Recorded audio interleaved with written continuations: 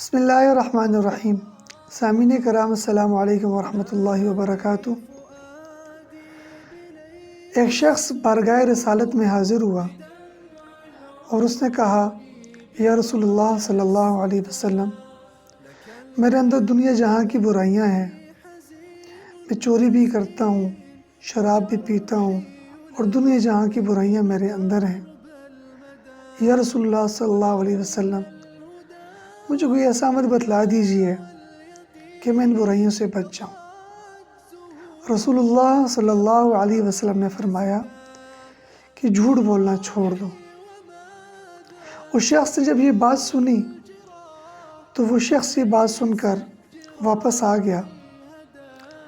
اب جب چوری کا وقت آیا، وہ چوری کے لیے اٹھا تو اس کے دل میں ایک دم خیال آیا کہ جب حضور کی خدمت میں جاؤں گا تو حضور پوچھیں گے کہ تم نے چوری کی تھی تو کیا جواب دوں گا، چنانچہ چوری سے رک گیا۔ اسی طرح جب شراب پینے کا وقت آیا تو اس کے دل میں پھر خیال آیا، جب بارگاہ رسالت میں جاؤں گا تو سوال کریں گے میرے نبی، تو میں ان کو کیا جواب دوں گا۔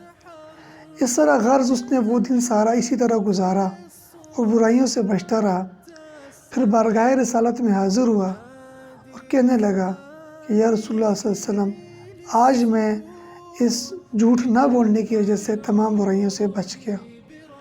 تو جھوٹ تمام برائیوں کی جڑ ہے اور اللہ پاک نے جھوٹے پر اللہ کی اپنی لعنت فرمائی ہے کہ وَلَعْنَةُ اللَّهِ عَلَى الْكَاذِبِينَ۔ لہٰذا اس بری چیز کو اپنی زندگی میں داخل نہ ہونے دیں، جھوٹ سے اجتناب کریں۔ ساری برائیاں اسی کی وجہ سے پھیلتی ہیں۔ اللہ پاک ہم سب کو عمل کی توفیق عطا فرمائے۔ وآخر دعوانا ان الحمدللہ رب العالمین۔ مرنے سے پہلے ایک ایسا کام کر جائیں، اللہ نبی کی باتوں کو عام کر جائیں۔ آئیں آپ بھی اس ٹیم کا حصہ بنیں۔